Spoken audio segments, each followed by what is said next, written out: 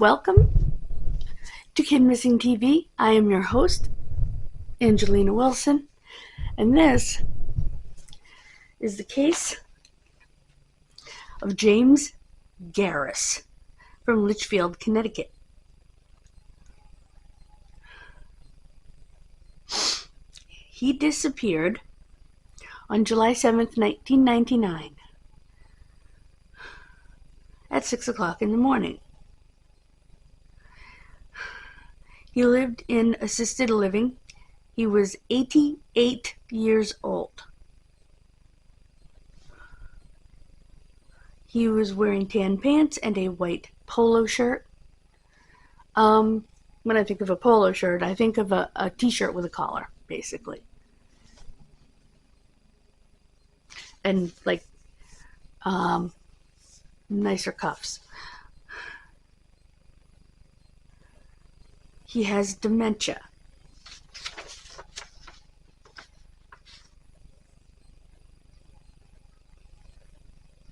He's bald and he has some bumps on his head. He also, at the time of his disappearance, was battling an infection on his right shin.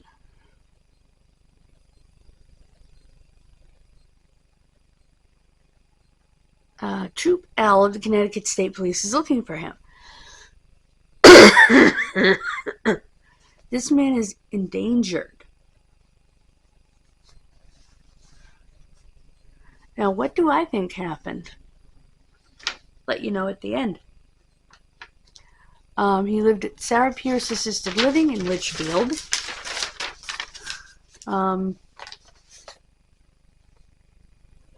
He'd been living here for less than a week.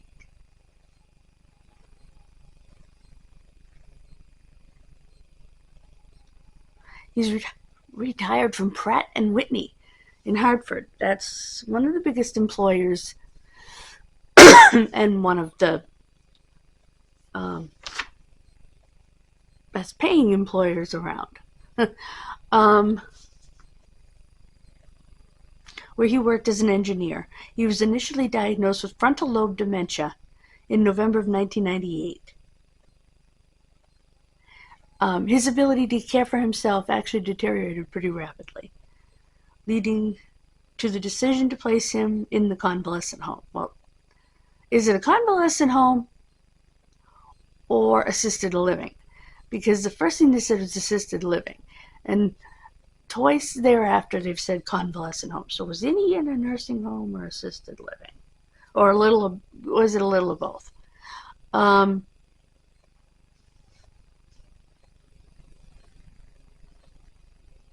He was a World War II fighter pilot.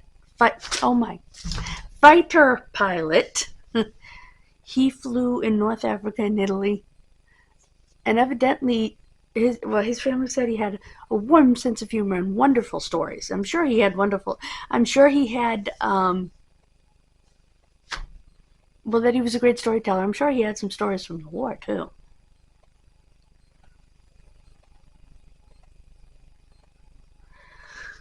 And he is still missing. That is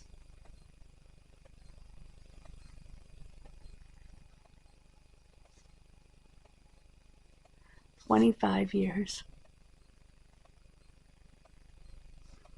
I shouldn't have had to figure that out. Because it means I've been cancer-free for 25 years. Again, it's the Connecticut State Police Troop L. Sergeant Robert Hazen, Hazen. I don't know why they give this badge number, but you can either call 1-800-953-9949. That's 1-800-953-9949, or 860-626-7932. That's 860-626-7932.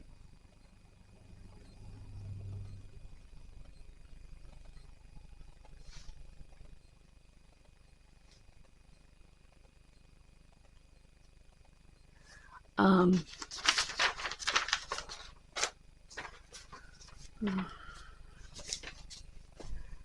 what do I think? Unfortunately, what was the date? Oh, he weighed 165 pounds. He was born in 1919, and he was 5'9".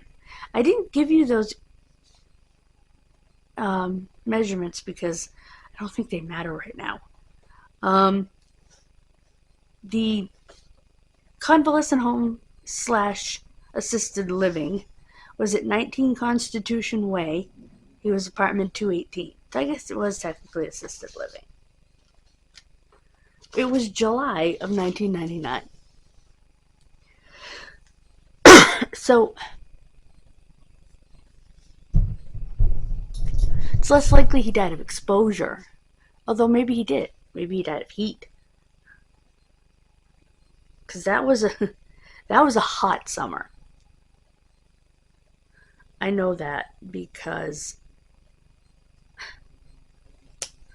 I was going through chemo, and it didn't rain much that summer.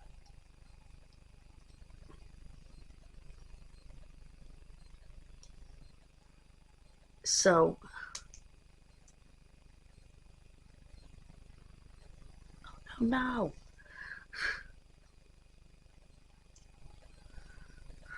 Okay. And it was quite hot most of the summer. So it is more than likely that he died. You know, he wandered off into the woods or whatever, or somewhere, and he died. Now, is he a John Doe somewhere? Maybe.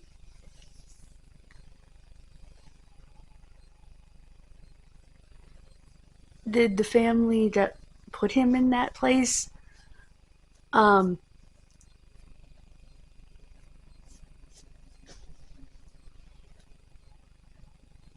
give DNA? I would imagine that they have by now. I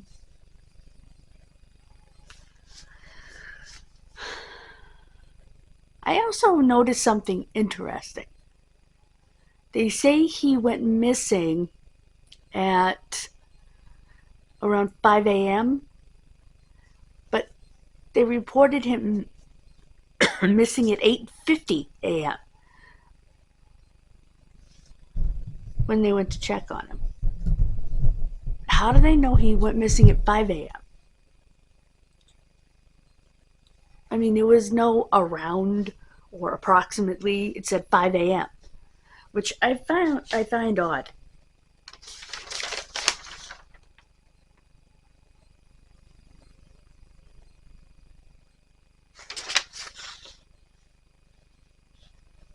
Oh, he was last seen at 6 a.m. I'm sorry.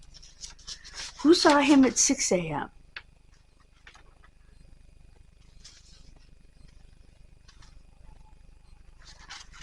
When and then staff couldn't find him at 8:50? So you're telling me between 6 o'clock and 10 minutes of 7, he just walked away and nobody saw it? You know, those places, assisted living is self-pay. It's not like a nursing home where Medicare will pay for it. It's self-pay.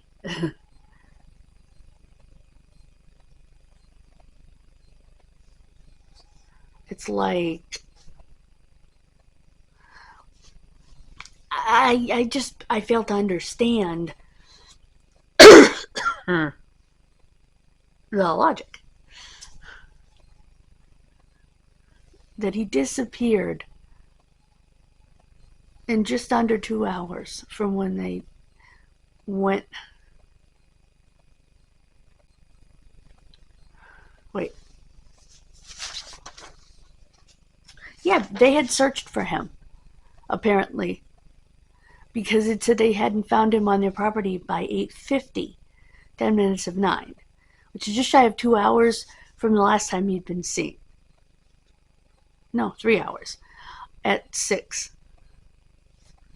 So I'm assuming they went in at 6 to, I don't know. I wouldn't think they'd come in at 6 o'clock in the morning to give you your medicine. If you're in a retirement home, why would they wake you up that early?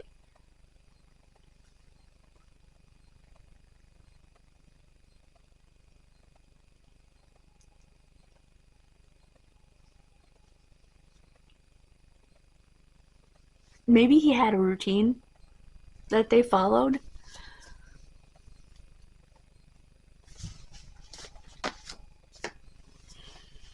You know, checking in on him.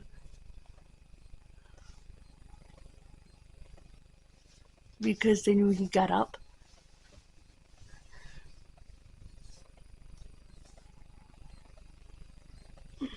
My thing with dementia and my own experience is nighttime is the worst. When you're caring for someone with dementia. I remember my father. My father was never a night owl. My father was in bed asleep by 10 o'clock. Most nights. Especially when he worked. And he always worked. But when he worked at the mill, especially, sometimes he'd go to bed at 9 if he had to get up early. Earlier. Generally, he was in bed by 10. On the weekends, he might stay up till 11. But never any later than that.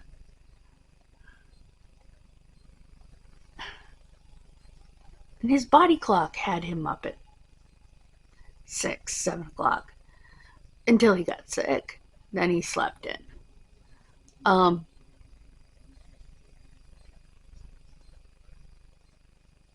Because apparently what we didn't know is he must have been up all night. Anyway, with dementia,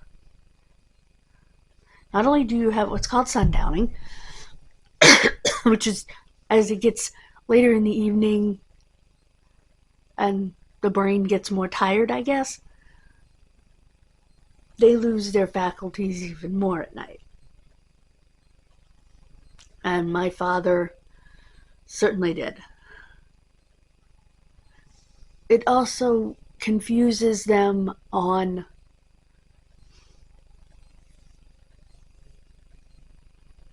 like their body clock gets reversed. So to me, you want to keep an even closer eye on, if you're on staff at night, you want to keep a closer eye on your surroundings to see that there aren't confused elderly people wandering off.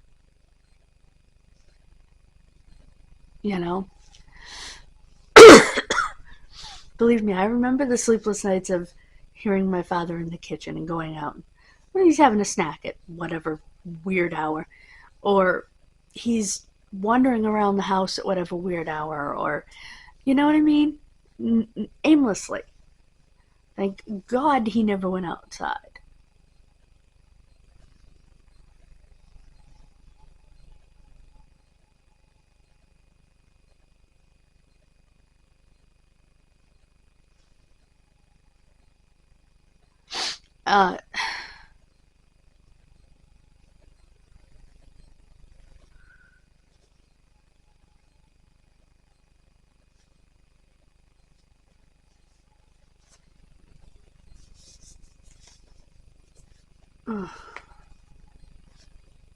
Do you know what I mean?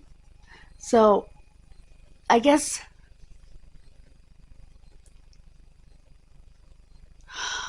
I don't want to blame the staff, but I also think that who saw him at 6 o'clock? There are a lot of questions that don't have answers.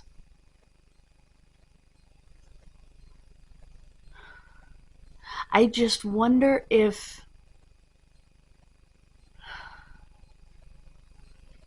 he probably didn't get too far.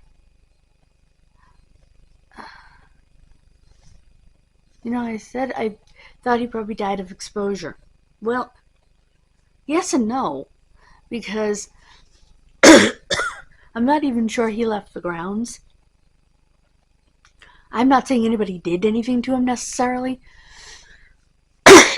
I just think that, I don't know, they're going to find his bones in a weird place on the property somewhere that they didn't think to look.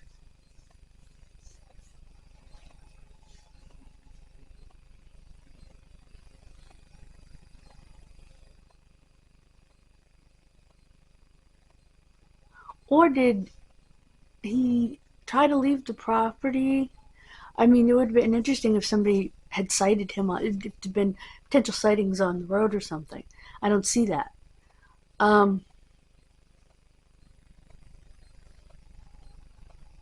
Is it possible that he got up and he got dressed and was going to go to work?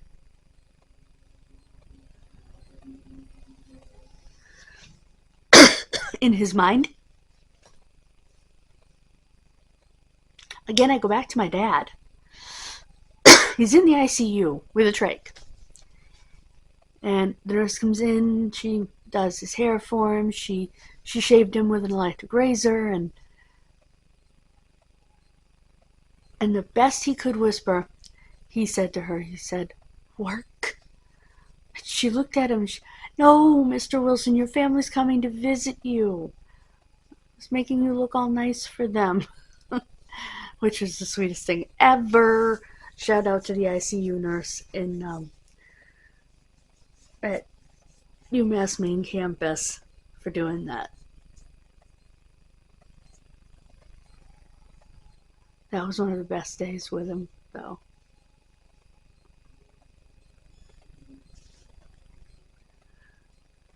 So it could be possible that this man, out of habit, confusion, tried to go to work. It's a long way from Litchfield to Hartford. Did they bring in dogs? A lot of questions. If I can find some of those answers, I will bring them to you in updates. Thank you so much for joining me. God bless you. Let me know your opinions in the comments. And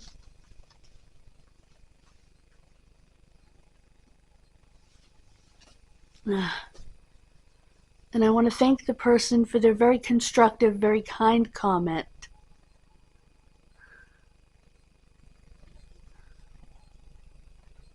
Recently on the swimsuit boy, Dean Coral's unidentified victim case.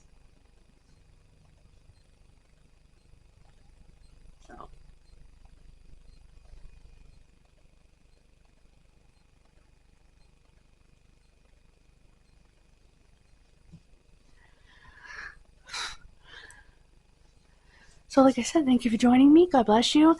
And I will see you Friday.